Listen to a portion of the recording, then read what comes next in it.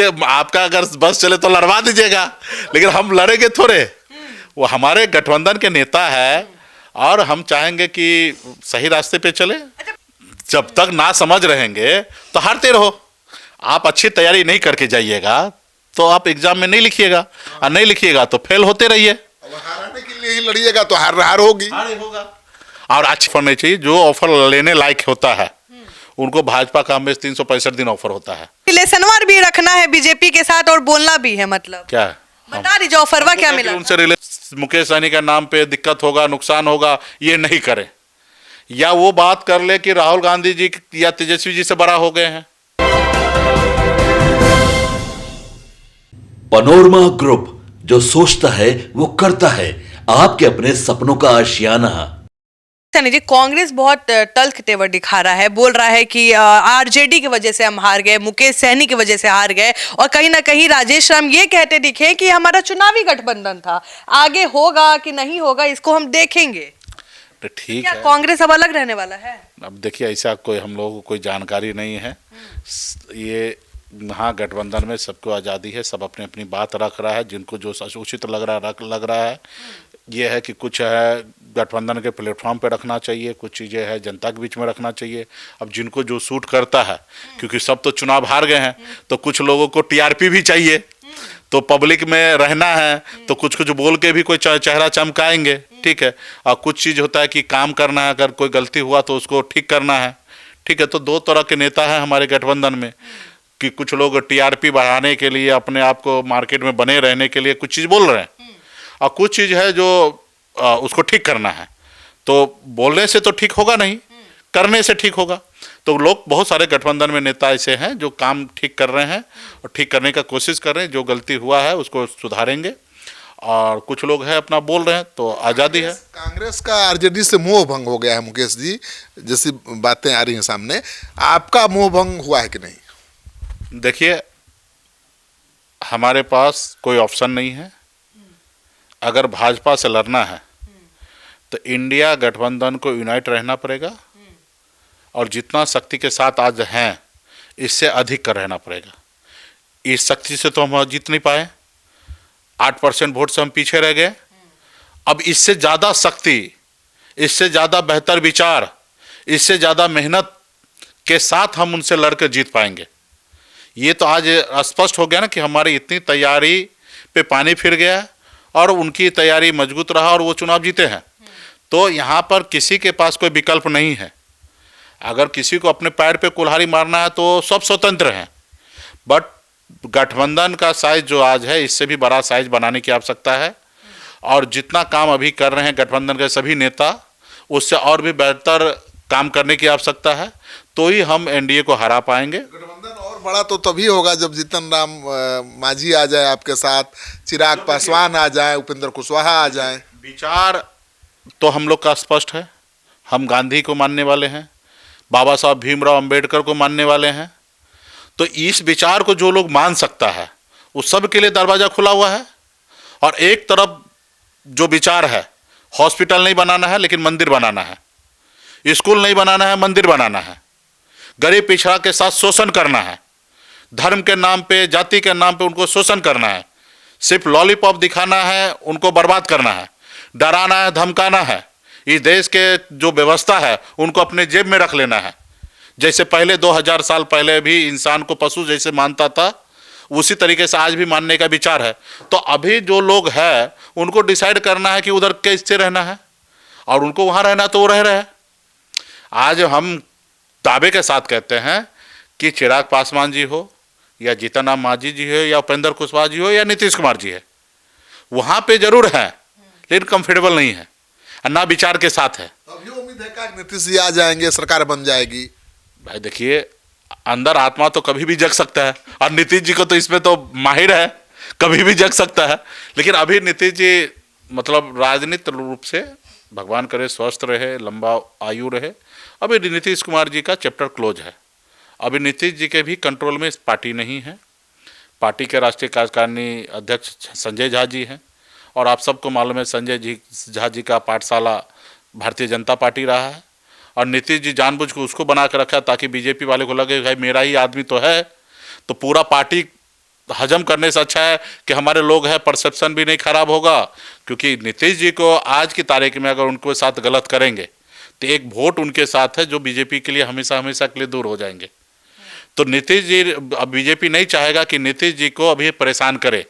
Happy wind up करवाएंगे नीतीश जी से, मतलब प्यार मोहब्बत से उनका सारा संपत्ति अपने नाम कर लेंगे, और कर लिए हैं आधा।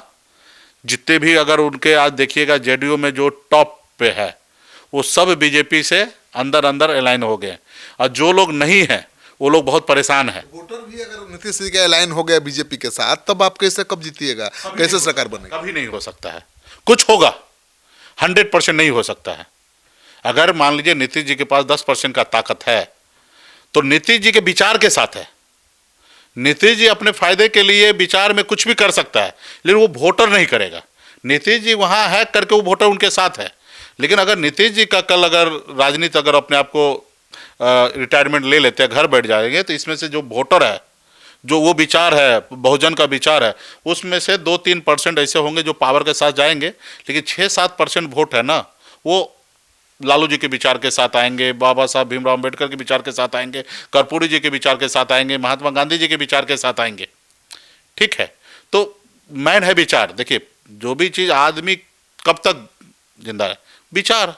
ठीक है, अभी तो हो गया ना, बनना था नहीं बने, अब नहीं बने तो अभी क्या बात करेंगे। अभी भी बीजेपी में जाइएगा, मतलब बिल्कुल नहीं जाइएगा, एनडीए में नहीं जाइएगा? बिल्कुल नहीं। अगर कुछ ऑफर मिले? नहीं, बिल्कुल नहीं भाई, क्यों ऑफर मिले? ऑफर तो मिलवे करता है उनका, वो हमारे लिए क्या, सबके लिए है। नहीं, आपके लिए आप ज्यादा प्रिय हैं मुकेश जी, आपके लिए ज्यादा। ना, हमको ऑफर नहीं चाहिए। जो ऑफर लेने लायक होता है उनको भाजपा का हमेशा 365 दिन ऑफर होता है, जो लेने लायक होता है। अब जो लेने लायक नहीं है तो उसको क्या ही भाजपा ऑफर दे, उसको अपने शरीर का मैल ना दे तो ऑफर क्या देंगे। ठीक इस बार ऑफर क्या मिला था वो तो बता दीजिए। अब चुनाव खत्म हो गया है महाराज, अब तो बता दीजिए। लेकिन आपको रिलेशनवार भी रखना है बीजेपी के साथ और बोलना भी है, मतलब क्या है, बता दीजिए ऑफरवा क्या मिला? उनसे रिलेशन रखना है, रिलेशन रखना हो तो सुने कि सबसे अच्छे गुड टर्म्स में आप ही हैं। नहीं, देखिए वहाँ पे बहुत सारे ऐसे नेता हैं, उनसे अच्छे जान पहचान है, अच्छे बातचीत होता है। अभी भी राज्य के हित में किसी नागरिक का कुछ काम होता है तो बहुत सारे ऐसे नेता हैं, मंत्री हैं, जिसको हम फ़ोन करते हैं और वो रिस्पेक्ट के साथ शायद अगर उनको काम करने लायक होता तो ज़रूर करते हैं भी हैं। ऐसा नहीं है। तो राजनीति में देखिए हमारा उनसे कोई पर्सनल तो लड़ाई नहीं है। वो हमारे बिहार के नागरिक हैं, हमारे अपने भाई हैं। हम हमारे विचार से हम अलग हैं ना। वो हमारे ज़मीन हड़प लिया ना मैं उनका ज़मीन हड़प लिया हूँ, तो मेरी किसी से कोई लड़ाई नहीं है। आज जो पावर में है उनसे हमारी लड़ाई है, कल वो नहीं रहेंगे तो उनसे हमारी लड़ाई नहीं रहेगा। बहुत अहम सवाल हो जाता है कि अब कांग्रेस की बैठक हुई दिल्ली में राहुल गांधी खड़गे जी के साथ। ज़्यादातर कांग्रेसियों का कहना था कि हमें अकेले चुनाव लड़ना चाहिए।